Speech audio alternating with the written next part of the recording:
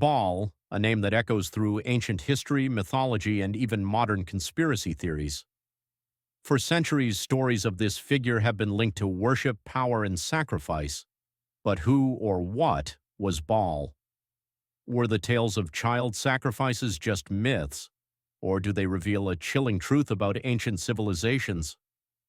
Stay with me as we dive into the dark and mysterious world of Baal. Baal was a deity worshipped in the ancient Near East, particularly by the Canaanites and Phoenicians. The name Baal means Lord or Master in Semitic languages, and Baal wasn't just one figure. There were many local versions of Baal, often associated with fertility, storms, and agriculture. For ancient civilizations, he was seen as a powerful force of nature, someone who controlled rain and crops, essential for survival. Baal's worship was widespread, with temples and altars dedicated to him found across the region. He was often depicted as a powerful man holding a lightning bolt, symbolizing his control over the weather. But Baal wasn't just a god of life and prosperity.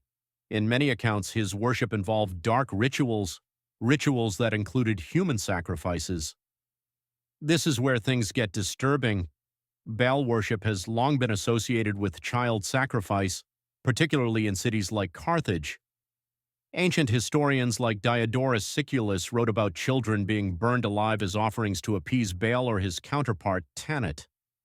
Archaeologists have uncovered burial sites, like the Tophet in Carthage, containing the cremated remains of infants and small children.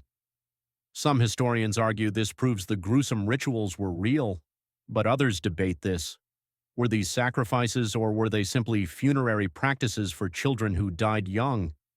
The truth is still a topic of fierce debate among scholars. Whether or not these rituals were as widespread as ancient accounts claim, the idea of sacrificing children to Baal has left a dark stain on his legacy. In later traditions, this imagery became a symbol of evil and corruption.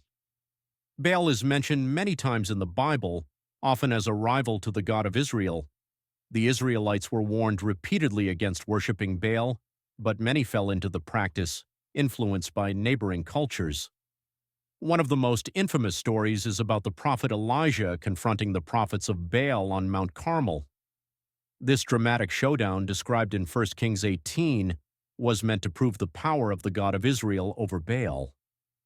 In the Bible, Baal worship is condemned as idolatry, often linked with immorality and injustice. The association with child sacrifice further painted Baal as a symbol of everything the Israelites were supposed to reject. Baal may seem like a figure of the distant past, but his name and imagery have made their way into modern conspiracy theories. Some believe that Baal worship, or at least its symbolism, has survived, hidden in plain sight. Take, for example, the controversy surrounding Balenciaga. Recently, the fashion brand came under fire for a disturbing advertising campaign involving children and unsettling imagery. Some conspiracy theorists claimed it was a nod to ancient practices of Baal worship, pointing to subtle symbols and themes in the photos. While Balenciaga denied any intentional connections, the controversy sparked widespread outrage and brought attention to the use of dark, provocative imagery in modern media. And Balenciaga isn't the only modern example. The Arch of Baal, an ancient structure originally located in Palmyra, Syria, was recreated and displayed in major cities like London and New York. Critics claimed it was a revival of Baal worship, while supporters argued it was a way to preserve cultural heritage. Some even point to Hollywood and the music industry, suggesting that certain performances or symbols hint at ancient rituals. Whether it's pyramids, fire, or specific hand gestures, these theories argue that elements of Baal worship are being used to desensitize or manipulate the masses. But are these connections real, or are they just coincidences fueled by overactive imaginations? While there's little concrete evidence to prove a direct link, the theories persist, tapping into our fascination with mystery and the unknown. The figure of Baal has journeyed from ancient myths to modern controversies, capturing our imaginations and fears along the way. What do you think about these theories? Are they uncovering hidden truths, or are they simply stretching history into sensationalism? Let me know your thoughts in the comments below. I'd love to hear your perspective. And if you enjoyed this journey into the secrets of history, don't forget to like, subscribe, and hit the bell icon so you can uncover more mysteries with us.